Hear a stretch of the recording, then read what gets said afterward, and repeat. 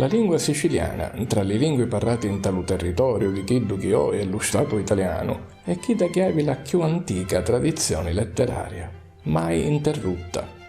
A partire almeno del 1230, ai tempi della scuola poetica siciliana, nasciuta alla corte di Federico II, si scrivono in siciliano diversi tipi di composizioni letterarie. Particolarmente, dai secoli XIV, XV e XVI c'è una produzione letteraria assai ampia. In lingua siciliana si scrivono poesie, trattati scientifici o religiosi, narrativi della vita dei santi, si traducono poemi classici, greci e latini e opere religiose, per non parlare dei documenti statali dello Regno di Sicilia. Poi la tradizione letteraria continua con un'ampia produzione di testi di teatro, canzoni e soprattutto poesie.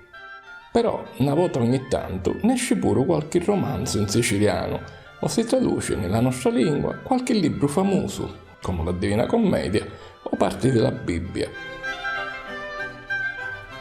È di sti giorni la nascita dello Vangelo secondo Matteo, traslazione in siciliano dello poeta catanese Alessio Patti. Sto per mondo non vi si perde l'occasione per presentare quest'opera e lo fa facendovi vedere uno dei video ufficiali di presentazione dell'opera che stanno firmando per comora dai social media. Un video on lo stesso autore recita alcune parti dello Vangelo secondo Matteo.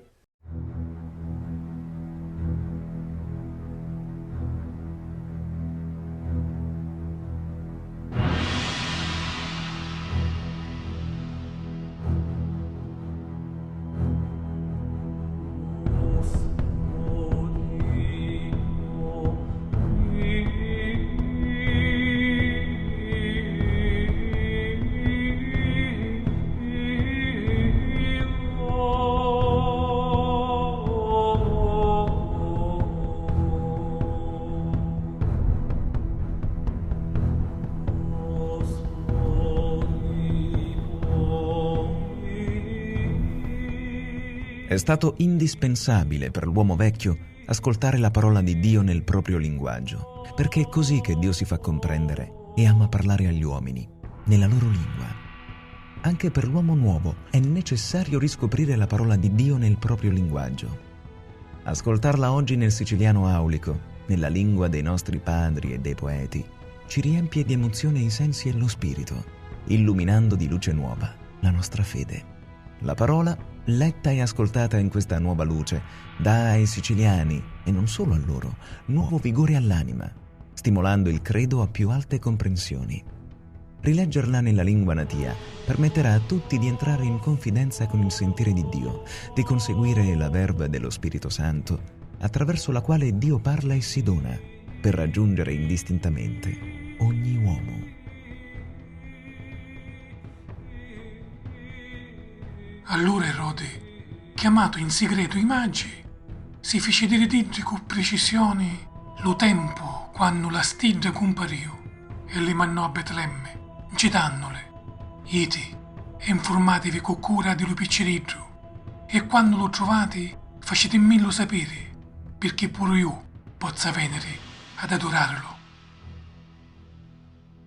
Dato tempo, Gesù della Galilea io presso lo Giordano per farsi vattiare di Giovanni.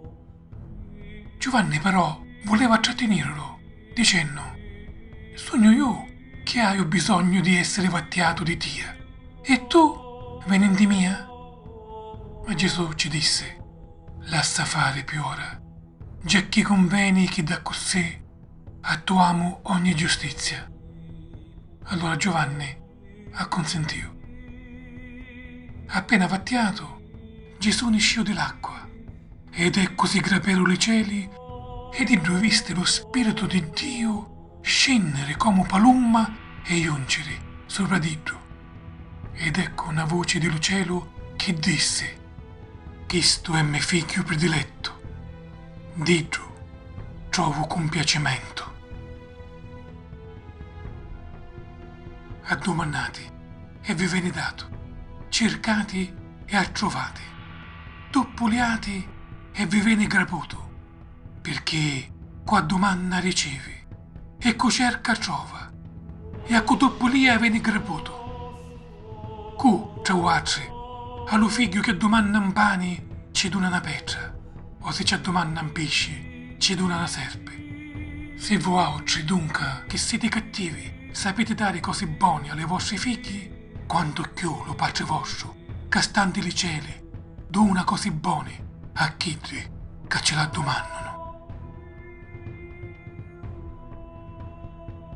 Voi altri siete lo sale della terra, ma se lo sale perdessi lo sapore, con che cosa lo si potesse rendere salato? A niente servisse, se non ad essere ittato e scarpisato di l'uomini. Voi altri siete la luce dello mondo. Non può restare ammucciata una città situata sopra un monte, né s'aggiuma una lumera sotto la votte, ma sopra allo lucernale, per fare luci a tutti quelli che sono tra la casa. Da così splendi la vostra luce davanti agli uomini, perché guardino le vostre buone opere e rendino gloria allo Padre vostro che è dai cieli. Mentre nascevano di Gerico, una grande folla camminava presso a Gesù. Ed ecco che due orve, assettate per la strada, sentendo che passava, si misero a schigliare. Signore, abbi pietà di noi altri, figlio di Davide. La folla l'amminazzava perché si stassero muti, ma egli schigliavano ancora più forte. Signore, abbi pietà di noi altri, figlio di Davide. Gesù si fermò, li chiamò e disse: che volete che io vi faccio? Ci rispondero: Signore, che i nostri occhi si grapino. Gesù si commuovio, toccò l'occhio di Idri e subito a ripigliare la vista e ci ero dappresso. Si giudui di voi altri sopra la terra s'accordano per domandare qualunque cosa, lo Padre mio che in dai cieli vi la dona, perché un ne sono due o tre adunati nel nome, io sono in mezzo a te.